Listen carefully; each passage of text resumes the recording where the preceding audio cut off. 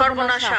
ঝড় বৃষ্টিতে পানির নিচে তলিয়ে গেছে দুবাইয়ের বিশাল বিশাল প্রাসাদ, অট্টালিকা, দামি গাড়ি, শপিং মল, মেট্রো স্টেশন, বিমানবন্দর, এমনকি বিশাল জেট বিমানগুলো। আর এই সব কিছু মেরামতে গুনতে হবে বিশাল অঙ্কের অর্থ। এক কথায় থমকে যাওয়া অচল বিপর্যস্ত দুবাইকে আবারও সচল করতে খরচ হতে পারে কয়েকশো কোটি ডলার। যেমন ঝড় বৃষ্টিতে সৃষ্ট বন্যায় অনেকেই পানির মধ্যে বিলাসবহুল দামি গাড়িগুলোকে ছেড়ে যেতে বাধ্য হয়েছে। ফলে কোটি ডলারের এসব অনেক গাড়ি মেরামতেও যেমন ব্যয় হবে প্রচুর অর্থ, আবার বহু গাড়ি শেষ পর্যন্ত হয়তো পরিত্যক্ত হয়ে যেতে পারে।